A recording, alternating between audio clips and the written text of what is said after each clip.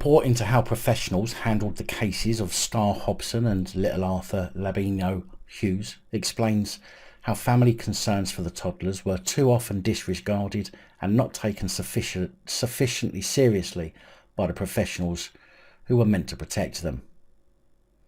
I can't say I'm exactly surprised by that, as I'm pretty sure you won't be either. Both 6-year-old Arthur and 16-month-old Star were murdered by their parents' partners in 2020, with both suffering horrific and ultimately fatal abuse. Annie Hudson, who chaired the Child Safeguarding Practice Review panel into the deaths, said that their deaths reflect fault lines in child protection in England. The report now urges the government to strengthen the child protection system at a national and local level. Personally, I'd say more at the local level, because I know of a case of child abuse that's being completely ignored, with mountains of evidence highlighting failures all the way to the very top of organisations, including senior police and council executives, in a case whose failures I can only compare to the cases surrounding Star and Arthur, even failures to take the children's own admissions of abuse against them seriously. Now, this will be a story I cover in the future, as there's work going on at the moment that prevents me from saying anything else, as it could jeopardise the situation, or even worse, it could alert those involved that they are being investigated. The Child Safeguarding Practice Review, published on Monday, calls for a total reset of council-run children's services across England. Annie Hudson said, at the moment, each professional who comes into contact with a child holds one piece of the jigsaw of what is happening in a child's life. Our proposed reforms would bring together experts from social work, police and health into one team, so that they can have a better picture of what is happening to a child, listening carefully to relatives' concerns and taking necessary actions to protect children. The panel is said to have interviewed just under 80 professionals in Bradford, Birmingham and Solihull, as well as the children's family members, including Star's mother and her mother's partner. Annie Hudson said the current system is not broken.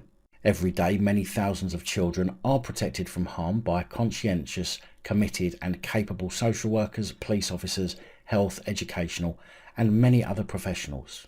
However, these multi-agency arrangements are not yet fit for purpose everywhere, and as a consequence, hundreds of children are seriously harmed. The report said concern from a family member of little Star's mother was explained away as simply being malicious and rooted in a dislike of her mother's same-sex relationship, and this view was all too easily accepted. Star's great-grandfather, David Fawcett, said the report was a lot to take in, but the family were just hoping something will come of this. We don't want things happening to other children, like what happened to Star. If social services had done their job in the first place, I think Star would still be with us.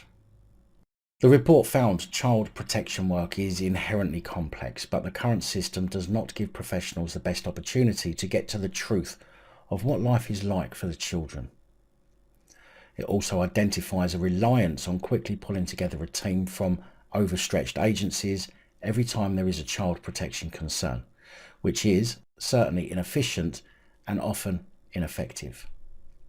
The report's recommendations include dedicated child protection teams of police, healthcare staff and social workers to investigate allegations of serious harm to children in every council area, and national child protection boards to coordinate policy, and ensuring all child protection assessments include input from all relevant professionals, family members and other significant adults.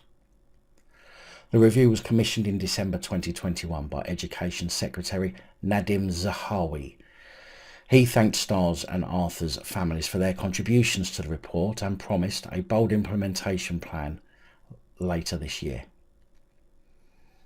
Now, I know there are groups out there who centre around families and social services. In fact, I'm a member of a few groups on Facebook. I'm pretty sure that these recommendations will be welcomed by those communities, providing and only providing that the recommendations are acted on, because as we see all too often, government agencies, including the police, all too often give it the old "we will learn from our mistakes" line, to continue making the same mistakes over and over. And it's about time something was done to prevent unnecessary deaths, not just of young children, but of anybody who has to deal with any of these agencies. Big thank you to channel supporters, especially these guys. Your support is truly appreciated. Don't forget to like, share, comment and subscribe. Let me know your thoughts, as I know many of you will. And until next time, stay safe, look after each other, film the police and other officials.